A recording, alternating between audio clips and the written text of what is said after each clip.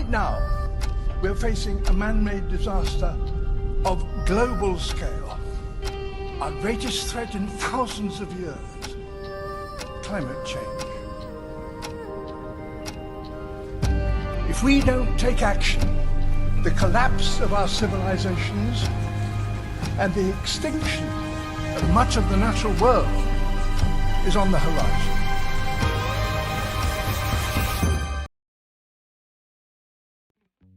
Hey everyone, welcome to our video and thank you so much for joining the discussion about certain topic that we need to talk about. And we, the group 5, are going to report the future actions, the future actions that humans need to take.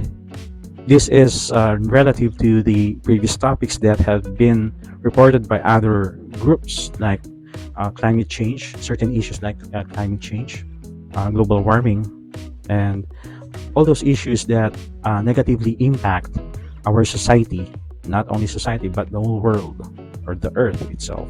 So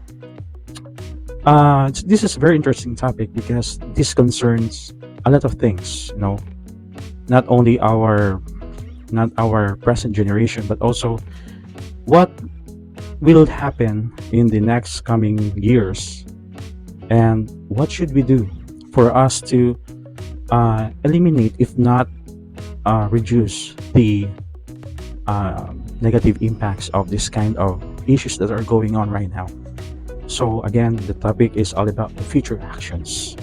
So let us start the discussion with the question, how important the earth is. So this might seem a rhetoric and an obvious question, and I cannot emphasize more. But for us to have a good grasp of idea how important the earth is. Earth doesn't exist, surely humans will not exist. Simple enough. And nearly all of the things that we are doing and we are using are some way connected to earth.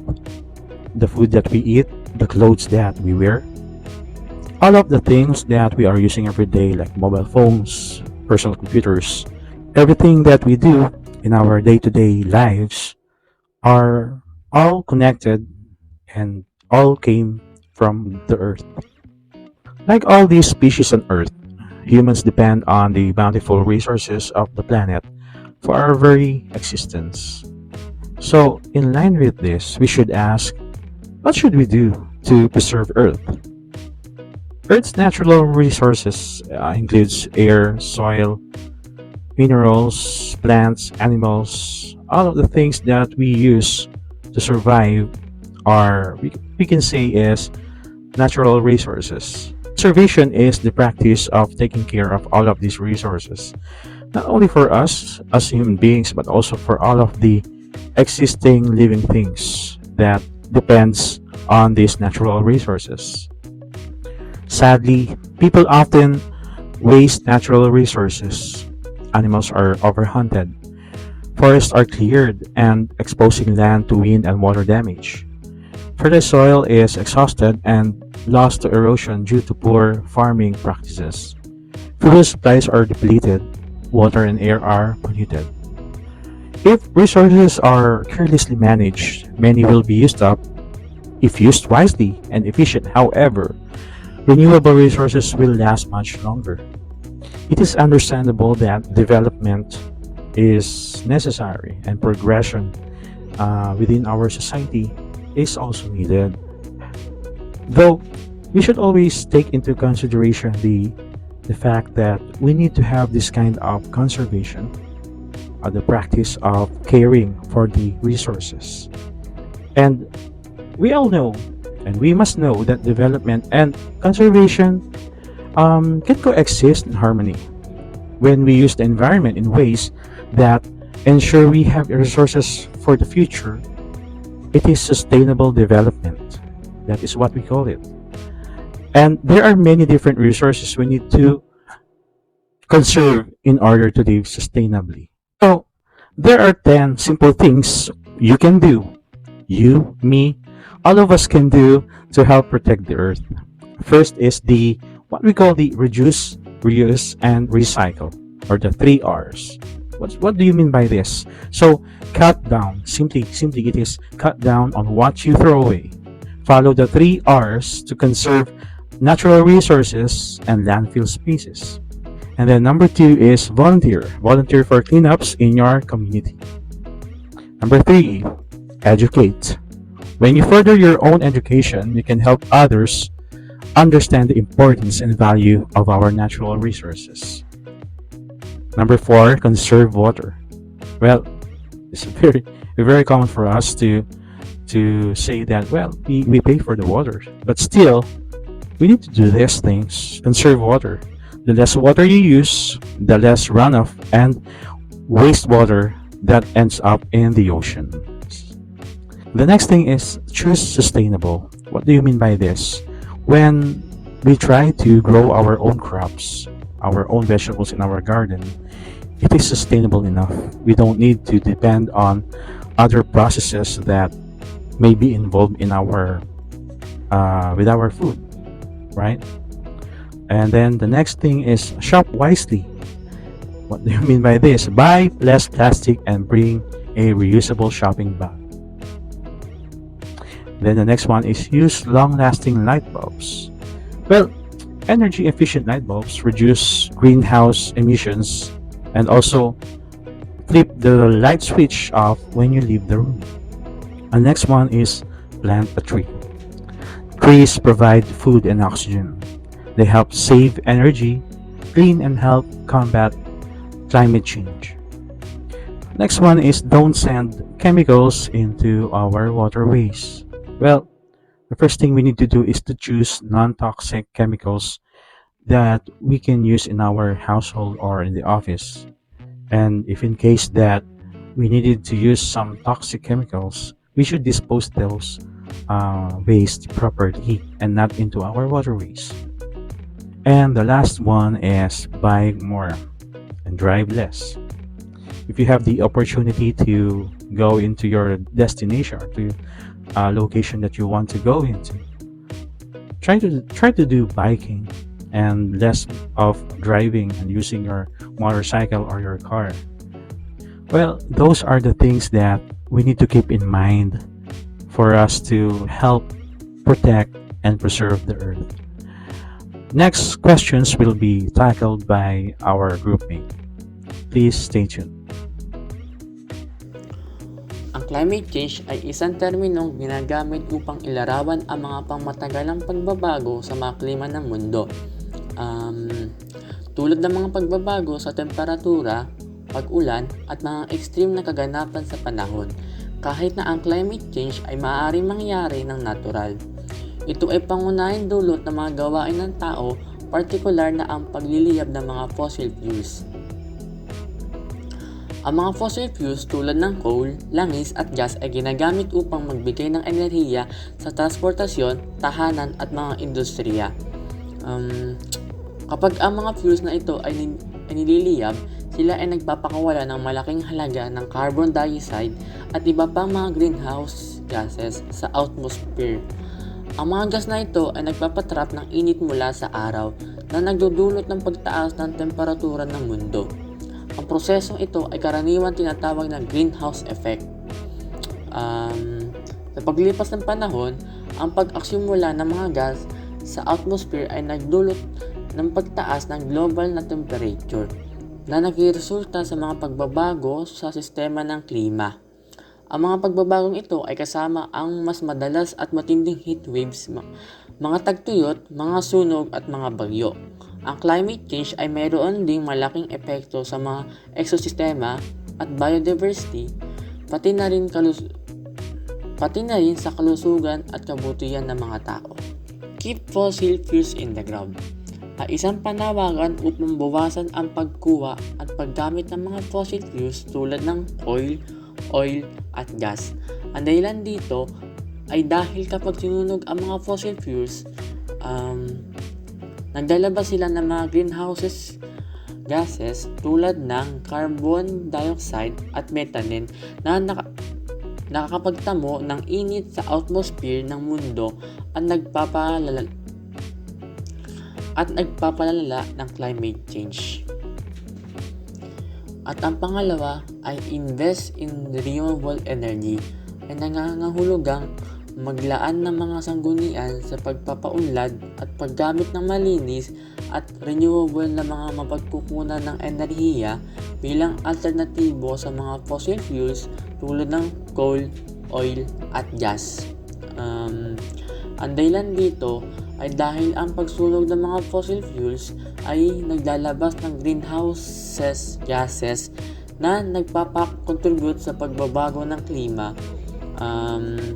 Samantala, ang mga mapagkukunan ng renewable na enerhiya ay hindi.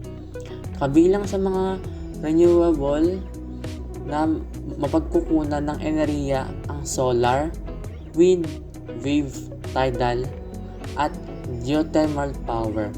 Ang solar power ay nakakuha ng enerhiya mula sa araw sa pamamagitan ng mga solar panel, samantala ang wind power ay gumagamit ng wind turbine upang mag-produce ng kuryente. Pangatlo ay switch to sustainable transport. Sa kasalukuyan, maraming sasakyan tulad ng kotse, truck, eroplano at barko ang gumagamit ng gasolina at diesel na mga fossil fuel. Ang mga fossil fuel ay hindi renewable na mga likas na yaman na nagpapakawalan ng carbon dioxide at iba pang greenhouse gases kapag sinunog, na nakakadagdag sa pag-init ng mundo at pagbabago ng klima. Bukod pa rito, mga fuels na ito ay nagpapakalat din ng mga polusyon na maaaring makasama sa kalidad ng hangin at kalusugan ng tao. Upang bawasan ang negatibong epekto ng transportasyon sa kalikasan at kalusugan ng publiko, inirekomenda na bawasan ang paggamit ng kotse sa pamamagitan ng paglakad, pagbibisikleta o paggamit ng pampublikong transportasyon kapag maaari. Kapag kinakailangan ang paggamit ng kotse, ang mga electric bicycle ay magandang alternatibo dahil hindi umaasa sa fossil fuels at hindi nagpapakawala ng anumang emissions.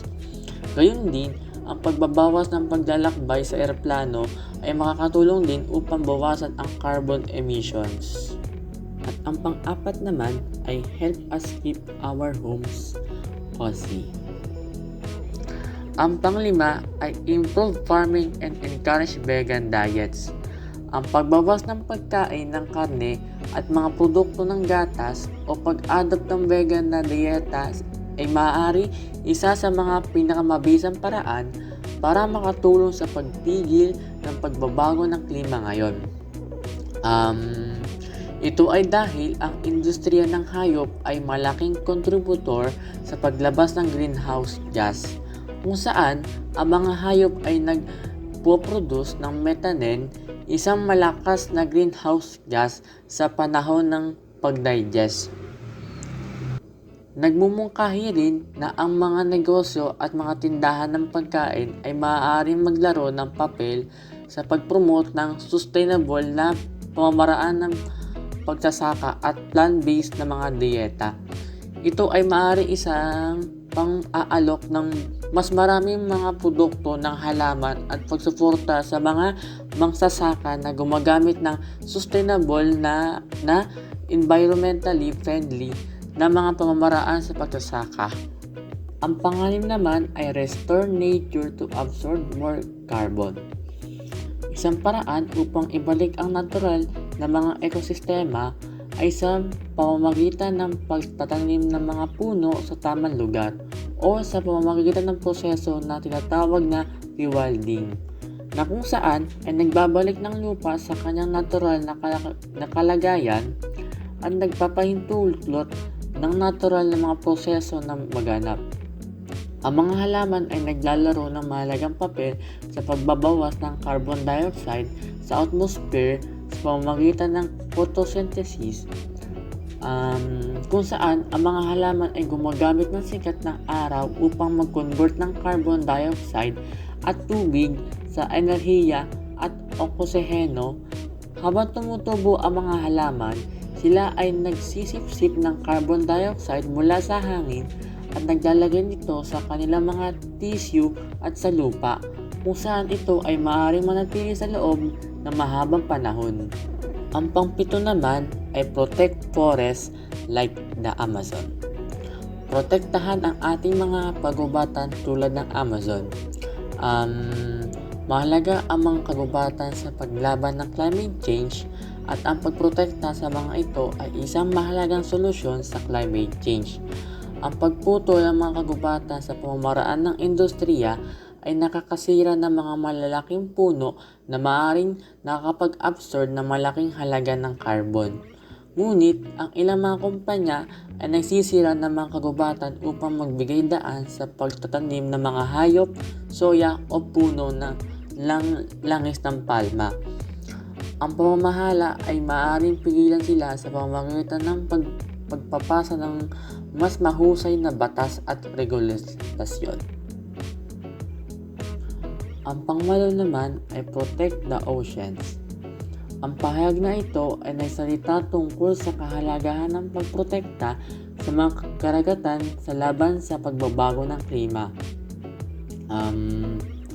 Ang mga karagatan ay nagpapakahalaga sa laban sa pagbabago ng klima dahil nakakatulong ito sa pag-absorb ng malaking halaga ng carbon dioxide mula sa atmosphere na tumutulong sa pagpapanatili ng ating klima sa pagiging stable. Ang prosesong ito ay kilala bilang carbon sequestration at tumutulong sa pagbawas ng epekto ng pagbabago ng klima. At ang pangsyam naman ay reduce how much people consume. Ang pangsampu naman ay reduce plastic. Ang plastic ay gawa sa langis, isang hindi mapapalitan ng fossil fuel, at ang proseso ng pagkuha, pagpapanday at pagmamanufaktura ng plastic ay nangangailangan ng malaking halaga ng enerhiya at nagpapakalat ng carbon dioxide at iba pang mga greenhouse gas. Ang mga emisyong ito ay nagpapakontribute sa pagbabago ng klima at sa mga kaibat nitong epekto sa kalikasan. Tulad ng pagtaas ng antas ng dagat, pagtaas ng kadalasang pagkaroon ng mga panganib ng kalamidad, at pagkawalan ng biodiversity. Bukod dito, ang plastic ay hindi nabubulok at maaaring tumagal ng daang taon bago ito maglaho. Na nanguhulugan pagkatapos itong mabuo, ito ay mananatili sa kapaligiran. Marami mga basurang plastic ang napupunta sa mga landfill o karagatan, kung saan ito ay nakakapinsala sa mga wildfire at marine ecosystem. Kapag ang plastic ay sinunog bilang basura, ito ay nagpapalabas ng mga nakakalasang kemikal at greenhouse gas na nagpapadagdag sa polusyon ng hangin at pagbabago ng klima.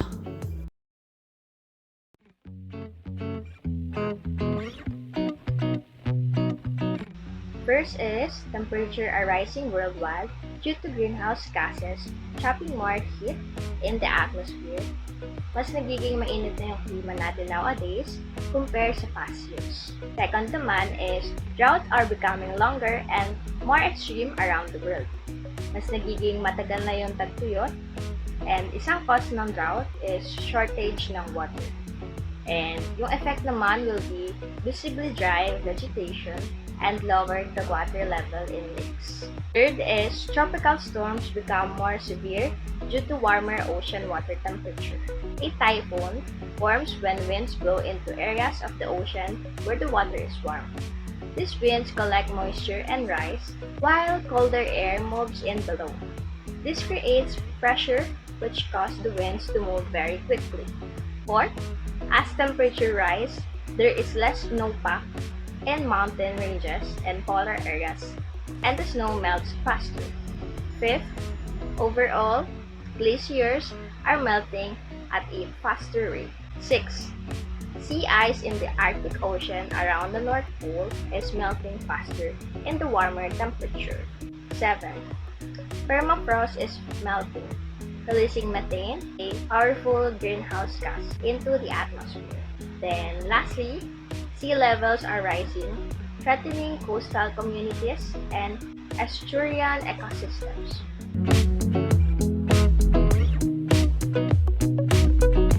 Let's move on to what needs to be offered or be accessible. First is conserve energy in your daily life. Making a simple choice to save energy may help avoid the serious consequences of global warming.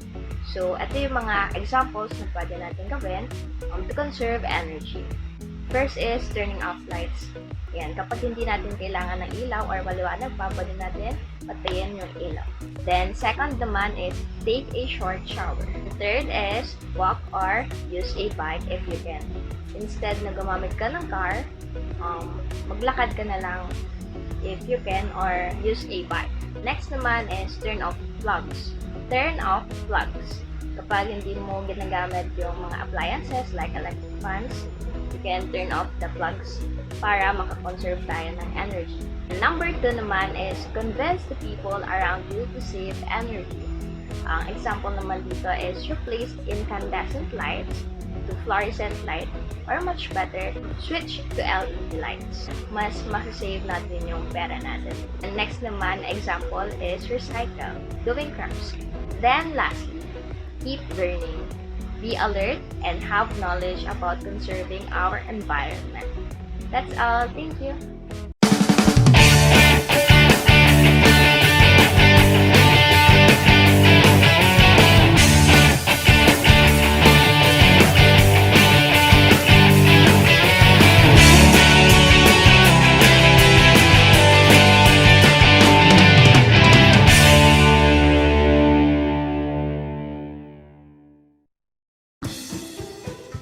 The topic we discuss. Is tree head protected on the earth? Is tree head protected on the earth? Refers to the long-term shift in temperature and weather patterns. Refers to the long-term shift in temperature and weather patterns.